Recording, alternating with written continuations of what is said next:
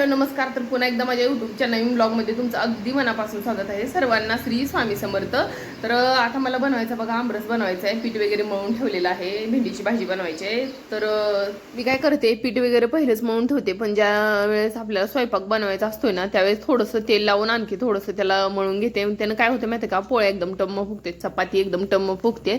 तर इथं निम्म्याच्या वरती माझं सगळं आवरलेलं होतं सकाळचं. ते म्हणजे पीठ मळलेलं होतं आणि आपलं हे आमरस वगैरे बनवायचं होता मला. तर आमरसासाठी ना काही आंबे कच्चे होते आणि काही पिकलेले होते. तर तुम्हाला हा माझा अंगावरचा ड्रेस दिसतोय ना, तो जर तुम्हाला पाहिजे असेल ना तर मिशोवरून तुम्ही घेऊ शकता. हा मिशोवरून घेतलेला आहे मी ड्रेस. आणि वरती तुम्हाला फोटो दिसत असेल आणि पाहिजे असेल तर डिस्क्रिप्शनमध्ये लिंक दिलेली आहे मी, तिथून तुम्ही ऑर्डर करू शकता.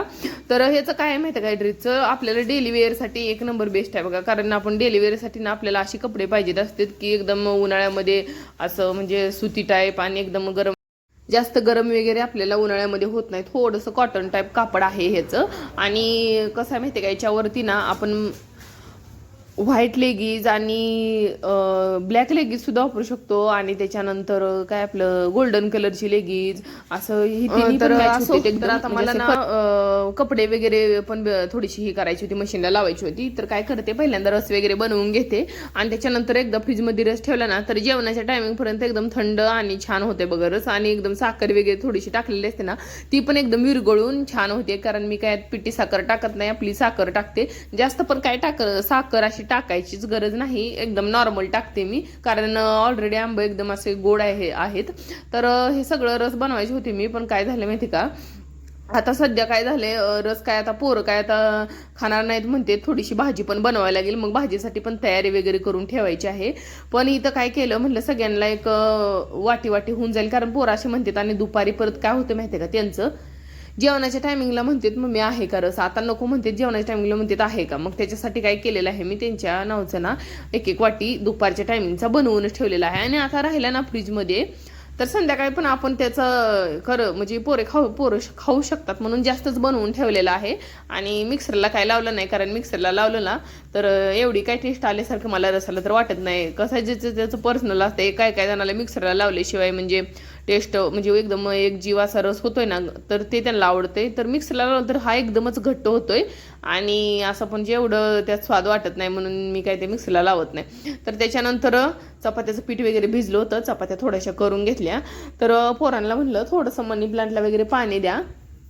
तर पोरांचं इकडं असं चाललंय बघा, तू दी एक म्हणते तू दी, ती म्हणते त्याला तू दी. असं आहे बहीण भावांचं ना, असंच असते बघा. कसं आहे माहिती आहे का, त्यांचं एक जरी लहान गोष्ट सांगितली ना तर त्यांचा लहान गोष्टीतूनच वाद निर्माण होते आणि मग एकामेकाला ओरडत बसते उगं आणि टाइम वेस्ट करत बसते. तर त्यांच्याकडे काय मी जास्त लक्ष देत नाही लक्ष दिलेलं चांगलं आहे पोरांकडं. पोरांचं कसं असते, त्यांच्या मूडवर असते. गोड बोलायला की एकामेकांना गोड बोलतात आणि नंतर एकाला राग करायला की राग करतात, असं आहे त्यांचं.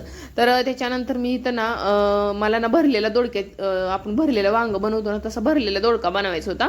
तो ना एकदम थोडासा बनवायचा होता, कारण मला थोडीशी भेंडीची भाजी पण बनवायची होती. तर त्याच्यानंतर काय म्हणलं, सगळ्या भाज्या थोड्या थोड्या बनवायच्या आहेत. तर मग ह्याला ना थोडीशी अशी ग्रेव्ही टाईपच बनवते.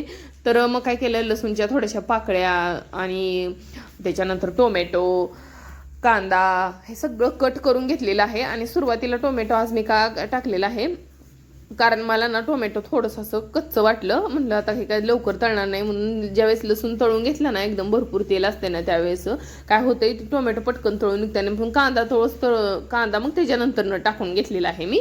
आणि हे सगळं तळून झालं की त्याच्यामध्ये मग आपले जे काही घरचे बेसिक मसाले असतात ना ते टाकणार आहे मी. तर थोडासा कढीपत्ता पण टाकून घेतलेला आहे, थोडीशी कोथिंबीर टाकून घेतलेली आहे. आणि सगळं ना एकदम थोडंसं नॉर्मल तळून घेते मी, कारण ग्रेव्ही किंवा असा थोडासा रस्सा भाजी बनवायची म्हणलं ना एकदम थोडी अशी घट्टसर, तर मग जास्त असं भाज्या शिजवून घ्यायच्या नाही, तेवढी टेस्ट वाटत नाही. तर थोड्याशा नॉर्मल भाज्या तळून घेतलेल्या आहेत. आणि त्याच्यानंतर त्याच्यामध्ये हळद, त्याच्यानंतर आपलं घरचं थोडंसं काळं तिखट आणि थोडीशी धना पावडर आणि थोडीशी जिरा पावडर, हे सगळं ना मी टाकून घेतलेलं आहे. आणि त्याच्यानंतर घरचा काळा मसाला आहे ना, तो ना मी आता इथं जे काय सारण करणार आहे ना आपलं दोडक्यासाठी, तर ते सारणमध्ये घरचा मसाला काय वापरत नाही. कारण कसं आहे माहिती का, जरा खारं सारण असते ना, म्हणजे एकदम खारी आपण बनवतो ना भाजी अशी मिठाची, त्या टाईप आपण सारण बनवून घ्यायचं. ते जे वेगळी टेस्ट येते. कसं आहे, ह्यात पण तिखट आणि भाजीत पण तिखट म्हणलं ना तर मग भाजी एवढी टेस्ट येत नाही.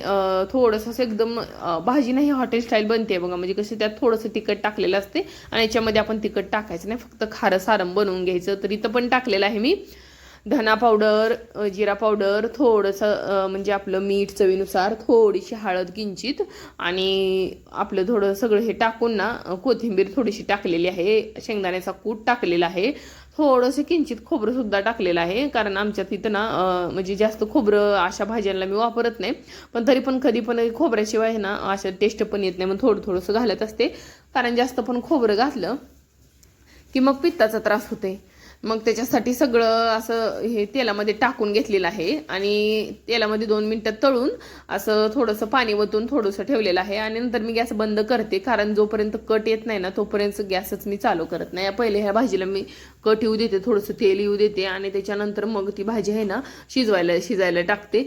तर त्याच्यानंतर इकडचं स्वयंपाकाचं निम्मा अर्ध आवरलेलं होतं. पण आता काय झालंय, कपडे थोडीशी वाळत घालायचे आहेत आणि म्हणलं चला थोडंसं बसावं. कारण ना एका पाठीमागे एक कामं केली ना तर आपल्याला पण असं दम लागल्यासारखं होतंय. सकाळी ना आपण म्हणतो की जेवढ्या ना फास्ट होईल तेवढ्या मी कामं करून घेते आणि नंतर निवांत बसते. तर हे करण्याच्या नादात ना आपण कधी कधी एकदमच फास्ट कामं करतोय आणि त्याच्यामुळं काय होतंय, आपण दमल्यासारखं होतंय आपल्याला. कधी कधी आपण नाश्ता केलेला नसते, तर म्हणलं बसावं थोडासा नाश्ता वगैरे करून घेतला आणि याला पण ऋतूला पण दिला, पूर्वाने पण नाश्ता वगैरे करून घेतला, त्याच्या पप्पाने करून घेतला, सगळ्यांचं झालं. आणि इथं पूर्वा म्हणली मी थोडंसं देवपूजा करते, तर मी इथं बसले होते थोडंसं. तर आमचं ना काय झालंय, आमच्या घरात ना इकडं म्हणजे एक चिमणीचं आहे ना घरटं आहे बघा, मी दाखवणार आहे तुम्हाला पुढे व्हिडिओमध्ये.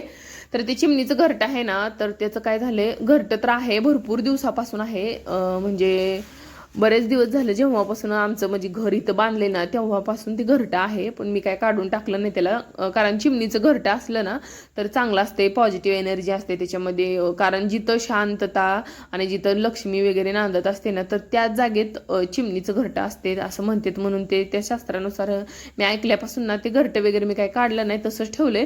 आणि त्याचं काय झालं, पण ते खरं पण आहे, त्यात तथ्य पण तेवढंच आहे. मला असं वाटते त्या म्हणजे घरात शांतता आणि वेगळंच काहीतरी वातावरण असलं ना तिथंच म्हणजे चिमण्या वगैरे असतात असं मला पण वाटते. कारण आता बघा ते असो, पण इथं ना काय झालंय प्रॉब्लेम माहिती का, चिमण्या ना भरपूर चिमण्या तिथं घरट्यामध्ये येऊन बसतात. आणि सध्या काय झालंय, त्यांचं हवेनं घरटं ना थोडंसं हे झालेलं आहे आणि त्या घरट्यामधून ना असं म्हणजे हे होते, काय आपले पिल्ले आहेत ना थोडेसे बाहेर पडतात. तर असं मी पुढे तुम्हाला दाखवते व्हिडिओमध्ये. तर इथं पूर्वाची ना सगळी देवपूजा वगैरे उरकत आलेली होती बघा. तिनं म्हणजे फुलं वगैरे ठेवली या बाहेरच्या आणून, गुलाबाला सध्या लागते त्यामुळे गुलाब पण आणते ती आणि आरती वगैरे लावते. ती आरती लावायचं म्हणलं ना ते भरपूर आरत्या लावते, 2-4. आणि मी देवपूजा केली ना तर मग ऊद मला खूप आवडते, असं आहे आमच्यात. तर हो काय, हे मी तुम्हाला सांगितलं होतं ना, तर हे चिमण्याचं ना हे आहे बघा घरटं आणि त्याच्यामधून हे पिल्लू खाली पडलेलं आहे. इथं पडलंय ते तेवढ्या वरून. तर आता आपण त्याला काहीच करू शकत नाही. तर इथे एक पडले हे बघा, परत मी पायरीवर होते, जिन्यावर चालले होते ना, जिन्यातून तिथे एक पडले आणि इकडं साईडला एक पडलेला आहे जिथं घरटं आहे तिथं. तर 3 पडले. तर आम्ही त्याला पाणी वगैरे दिलं, खूप प्रयत्न केला की त्याला म्हणजे असं वाचावं म्हणून, पण ते एवढं नाजूक होतं ना, वरून पडल्यामुळं ना त्याचं काय भागडं काय झालं त्याचं काय माहीत नाही, ते काय जिवंत राहिलं नाही. मग ते नेऊन ना व्यवस्थित असं साईडला तिकडं जिथे रान आहे ना तिकडं साईडला नेऊन केलेलं आहे. तर मला ना आता बनवायची होती बघा भेंडीची भाजी टिफिनसाठी. तर टिफिनसाठी भेंडीची भाजी बनवायची होती. तर लसूण आपला मस्त ठेचून घेतलेला आहे, थोडीशी मोहरी टाकलेली आहे, थोडासा कांदा टाकलेला आहे कट करून. शक्यतो ना मी आपलं ह्याला भेंडीला कांदा ना भरपूर घालते, एकतर लांब लांब कांदा करून भरपूर असा घालते, नसेल तर मग असा का होणार पण कट करून भरपूरच घालते. कारण भेंडीला ना जेवढा कांदा आपण टाकल ना, कांदा आणून लसूण ठेचलेला टाकला ना तर एकदमच टेस्टी छान येते. बाकीचे काय बेसिक मसाले जास्त घालायची गरज नाही, एकदम नॉर्मल घालायचे मसाले, जास्त वापरायचे नाहीत. एकदम थोडंसं मीठ टाकायचं, थोडीशी हळद टाकायची आणि शेंगदाण्याचा कूट मात्र ना कधी पण काय करायचं, ज्यावेळेस आपली भेंडी पूर्ण निम्मी शिजलेली असते ना, भेंडी जास्त पण शिजवायची नाही, एवढी टेस्ट येत नाही त्याला. नॉर्मल भेंडी शिजवून घेते मी आणि त्याच्यानंतर भेंडी पूर्ण शिजली की शिजून आता खाली उतरणार आहोत आपण, त्या टायमिंगला कूट टाकते. काय होतंय माहिती का, जर आपण अगोदर कूट टाकलं ना तर कूट ना एकदम असं दाताखाली येत नाही. तर असा होता